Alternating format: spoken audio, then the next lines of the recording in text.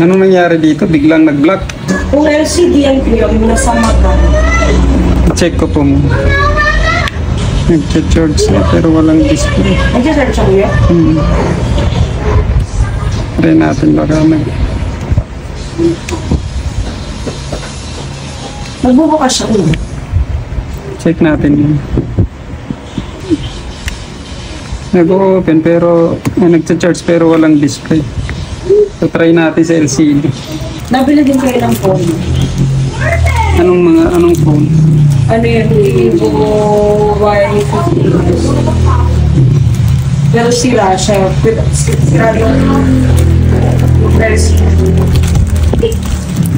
Dali mo lang dito, baka may makuha pa kaming pizza. Pero mura na lang, mga 300 to 500, depende pa sa kanya. Kung umano dito, kahit 1,000 lang. Wala kang black yan po. Wala. Bira lang yung black ng ganito. Replacement na din siya talaga. Oo. Hindi na kailangan tanggalin yung mga pyesa ko dun sa... Hindi kailangan pa. Itong camera, pati yung home button.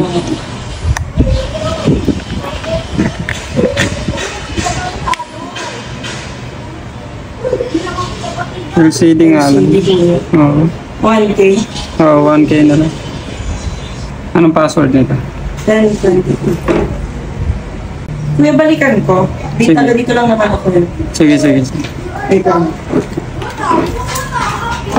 Pagbalik po ni ma'am, ay dala na pala niya yung binibenta niyang cellphone, nasira daw ang LCD, kaya ang nangyari ay 50% na lang ang kanyang binayaran. At ang another 50% ay ang kanyang sirang Vivo Y15N's. Agad ko naman pong pinalitan ng LCD ang cellphone, ngunit nakalimutan ko palang kunin ang screen lock kay ma'am. Kaya imbes LCD lang ang problema, ay kailangan ko patuloy itong i-reset at tanggalin ang Google account. Ang sumatotal po ay pumalo na po sa mahigit 1,000 ang naging halaga ng cellphone na ito. At kung ibebenta ko naman po ito, ay meron pa kayang bibili nito sa halagang 2,500?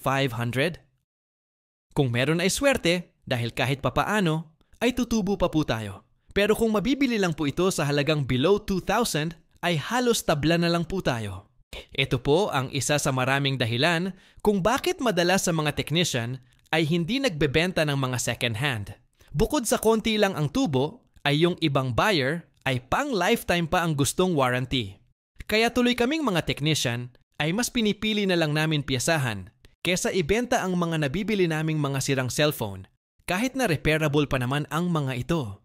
Pero sa totoo lang po ay very safe pong bumili ng mga second-hand cellphone sa aming mga technician dahil ang mga ibinibenta po namin ay siguradong minor lang po ang issue sapagkat iniiwasan din po namin ang back job. At if ever man pong may issue, ay madali nyo lang po kaming hanapin dahil may physical store po kami. At the same time, ay majority po sa mga technician ay mas pipiliing mag-refund kesa makipagtalo. Sana po ay nag-enjoy kayo sa panonood at the same time po ay natuto sa video natin ngayon. Ako nga po pala ang inyong lingkod Yuritech at your service. Hanggang sa muli po. Salamat!